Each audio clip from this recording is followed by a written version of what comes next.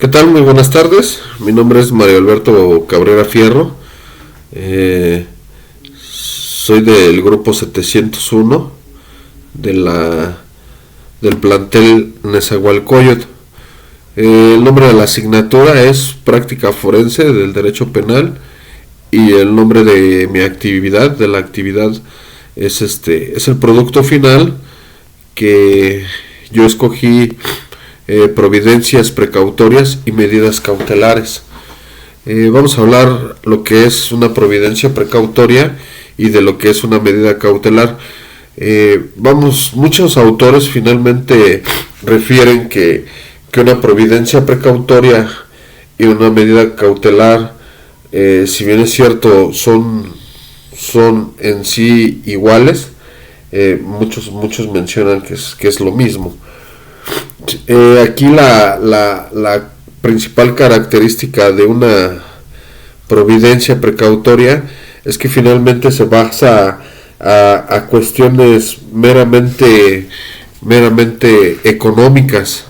Una providencia precautoria viene en el artículo 138, en donde nos refiere los supuestos que es una providencia precautoria.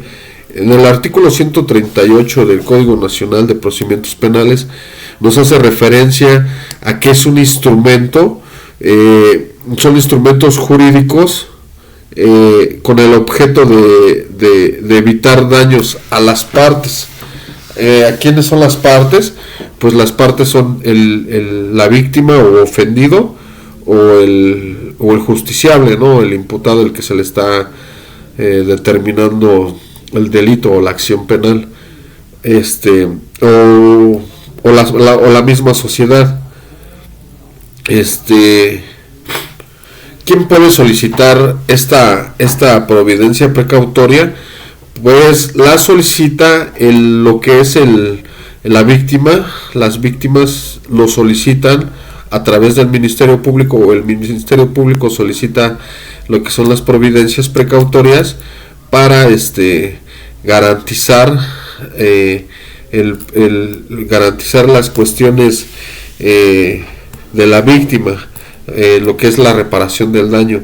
El mismo artículo 138 nos hace referencia a que se debe de garantizar la reparación del daño hacia la víctima u ofendido. Entonces se podrán solicitar hacia el juez. Y hay dos modalidades, como refería. Son muy parecidas, mejor dicho, también vienen establecidas en las medidas cautelares. En el artículo 138 fracción 1 nos dice que el embargo de bienes es una providencia precautoria, y en la fracción 2 nos dice la inmovilización de cuentas y demás valores que se encuentren dentro del sistema financiero. Entonces, ¿esto qué quiere decir? Que finalmente hay una cuestión donde el imputado se sepa que tiene bienes o tiene cuentas en algún banco. Se puede hacer efectivo una providencia precautoria. Es muy raro y muy chistoso porque finalmente en la cuestión de medidas cautelares igual nos hace mención, pero nos lo hace mención en el catálogo. En el artículo 155 también nos hace mención sobre estas mismas imposiciones. En la fracción tercera del 155 nos hace referencia al embargo de bienes, y en la fracción cuarta de igual forma nos hace mención en movilización de cuentas. Entonces, en ese sentido, vamos a referir esta cuestión. Entonces, vamos a hablar un poco de lo que es una providencia precautoria. Como lo refería hace un momento, son resoluciones judiciales destinadas a garantizar la eficacia de una sentencia o de una controversia que haya en cuestión penal, y como lo menciono, es el embargo de bienes o la inmovilización de cuentas. Por otra parte, vamos a hablar de igual forma de lo que es una medida cautelar. Las medidas cautelares se encuentra su disposición en el artículo 153 del Código Nacional de Procedimientos Penales. Nos dice que las medidas cautelares serán impuestas mediante resolución judicial. Entonces, ¿qué quiere decir esto? Que finalmente lo que son las medidas cautelares, tenemos un catálogo. Esto quiere decir que la medida cautelar garantiza al imputado que no se sustraiga de la acción penal. Entonces, nos dice el artículo 155 del Código Nacional de Procedimientos Penales que estas también a solicitud del Ministerio Público o de la víctima ofendido podrán ser solicitadas al juez, y el mismo juez podrá hacer efectivas estas medidas cautelares hacia el imputado. De igual forma, el 155 nos hace mención que puede ser una o dos o más medidas cautelares, que no nada más es una, pueden ser varias. Y también tenemos el catálogo en el artículo 155. Entonces nos dice el artículo 1, que es artículo 1 en el artículo 155, fracción primera, nos dice: la presentación periódica ante el juez o ante la autoridad distinta que aquel designe. ¿Qué quiere decir esto? Que finalmente si tu procedimiento sigue, tienes la opción de ir, lo que se conoce comúnmente por ir a firmar al reclusorio, ¿no? Te ponen fecha, no sé, cada 15 días, cada mes, dependiendo de las circunstancias y de lo que el juez dicte. Es como te tienes que presentar ante la autoridad para que vayas a hacer tu firma. En la fracción segunda nos dice que la exhibición de una garantía económica. ¿Qué quiere decir esto? La exhibición de una garantía económica por lo regular es con alguna financiera. Esta garantía se da por una ficha de depósito en donde tú por medio de esa ficha de depósito tú haces aportas al banco, le das la cantidad y ellos te emiten la ficha de depósito que tú tienes que llevar al juzgado, y queda en garantía para que no te sustraigas de la acción. Entonces precisamente por eso dice que una garantía. Hay un banco, no recuerdo ahorita el nombre, que precisamente hace esto. No recuerdo ahorita el nombre del banco, pero sí hay un banco que se encarga de hacer este tipo, porque no en cualquier banco lo puedes realizar.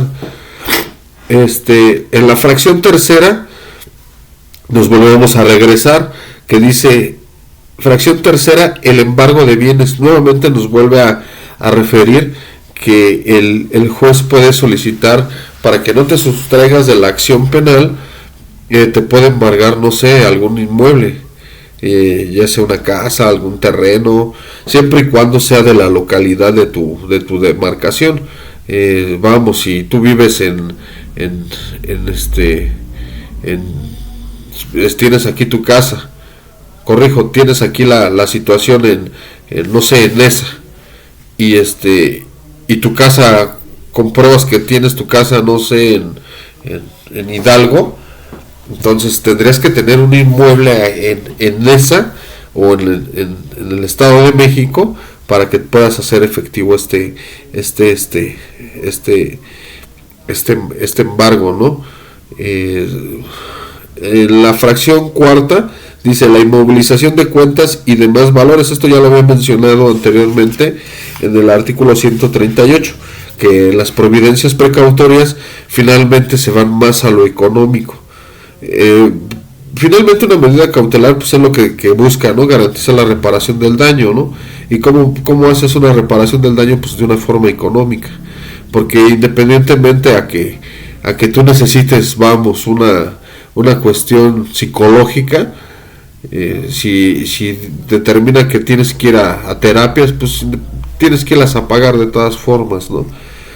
Entonces, la fracción quinta nos dice que la prohibición de salir sin autorización del país, de la localidad en la cual reside o del ámbito territorial que se fije el juez. O sea, esto es muy simple, dice que no puedes salir, en dado caso que salgas mucho del país o alguna cuestión, no puedes salir de cierto territorio donde te marque el juez. La fracción sexta dice el sometimiento al cuidado o vigilancia de una persona o institución determinada e internamiento a institución determinada. Entonces, esto es cuando el juez determina que tienes alguna condición médica o alguna condición psicológica, te pueden internar a una clínica, ¿no? De rehabilitación o algún tipo de psiquiatría, ¿no? La fracción séptima nos refiere que la prohibición de concurrir a determinadas reuniones o acercarse a ciertos lugares. Entonces esta es una restricción de poderte acercar, ya sea hacia la persona que te está denunciando, o que no vayas, ¿no? Por ejemplo, a una institución o a una cuestión de estas. La fracción octava dice la prohibición de convivir, acercarse o comunicarse con determinadas personas, con las víctimas u ofendidos o testigos, siempre que no afecte el derecho de defensa. Entonces esta también dice que no te puedes acercar a lo que son las víctimas, testigos. Esto es lo que comúnmente se llama como orden de restricción, ¿no? También en la cuestión civil la piden mucho, ¿no? En lo familiar, ahí solicitan mucho este tipo de restricciones. La fracción novena dice la separación inmediata del domicilio. Esto es cuando ya hay alguna cuestión, o que también se da mucho en cuestiones familiares, donde el papá o la mamá, hay violencia familiar, entonces lo sustraen del domicilio para que no haya más agresión. La décima es la suspensión temporal en el ejercicio del cargo cuando se le atribuye un delito cometido por el servicio público. Esto es para servidores públicos, policías, o cualquier persona que esté en el servicio público, será movido momentáneamente del cargo hasta que termine su proceso, ¿no? En la fracción onceava nos dice la suspensión temporal en el ejercicio de una determinada actividad profesional o laboral. Esta es muy parecida con la anterior, pero aquí sí engloba, por ejemplo, a médicos, a cualquier persona que realice una actividad, lo detiene un poco para que se le pueda investigar. La doceava es la colocación de localizadores electrónicos.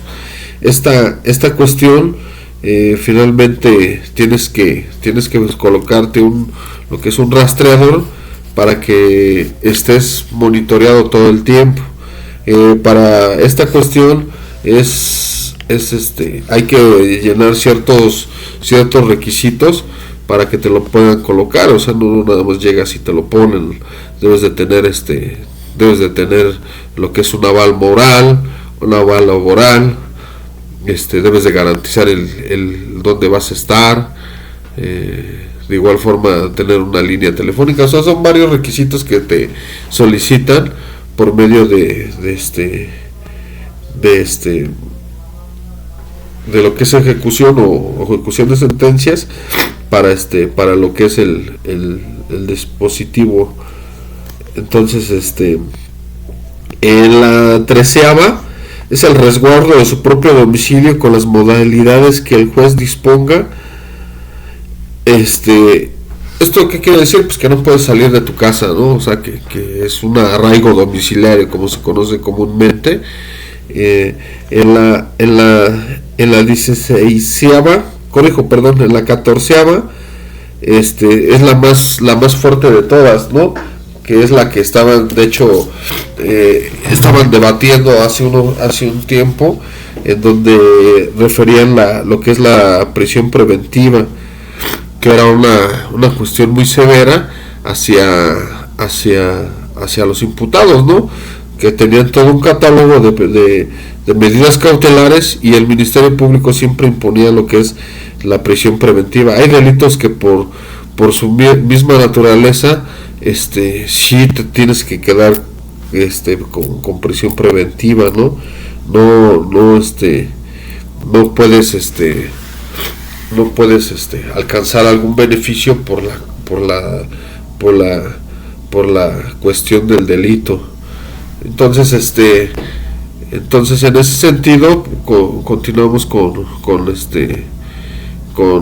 las medidas cautelares.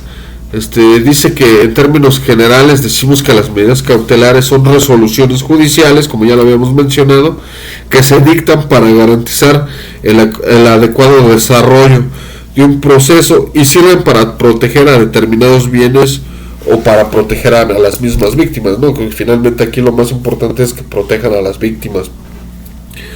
¿Cuáles son las características de las medidas cautelares?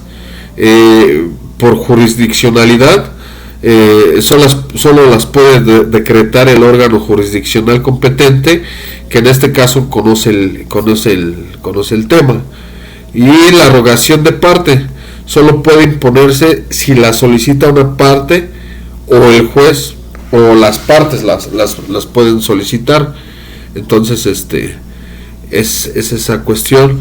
Se clasifican en provisionalidad y temporalidad. De igual forma, decimos que las providencias precautorias, cambiando ya a lo que son providencias precautorias, son resoluciones judiciales de igual forma designadas para garantizar la eficacia de la sentencia que dicte un proceso. Como lo mencioné hace un momento, el embargo de bienes o la inmovilización de cuentas. Lo que es la procedencia para la imposición de medidas cautelares, como lo menciono, el órgano jurisdiccional podrá imponer medidas cautelares a petición del Ministerio Público o de la víctima o ofendido. Esto es, en el artículo 154 tenemos el fundamento legal de procedencia de medidas cautelares.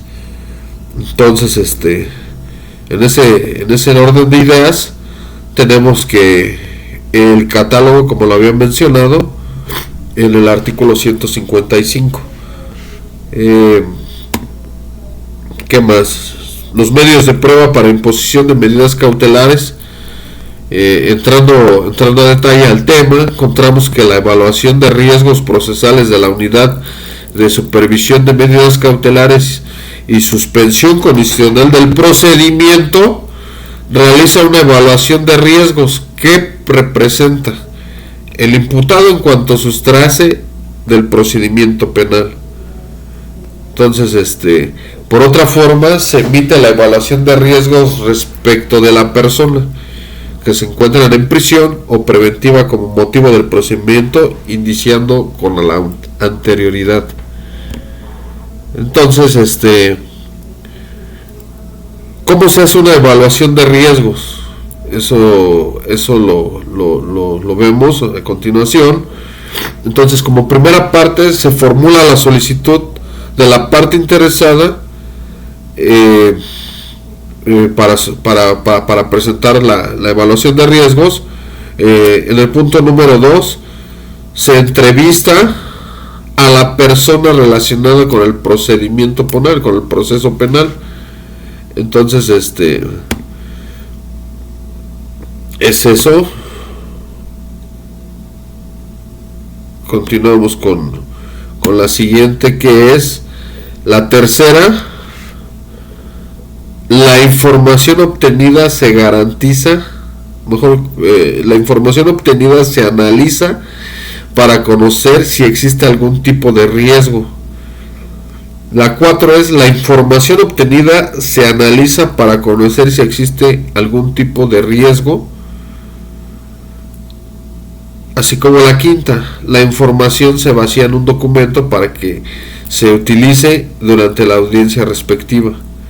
Y por último, la sexta: se entrega a las partes, el Ministerio Público, la defensa y al asesor jurídico. Entonces, así es como se va desarrollando esto. Entonces, tenemos la conclusión finalmente. Podemos decir que son medios alternos, tanto las medidas cautelares como lo que es las providencias precautorias, son soluciones alternas al procedimiento penal, mediante la cual el imputado se compromete a reparar el daño ocasionado por el delito y que por el delito que se le imputa, y que finalmente se pueda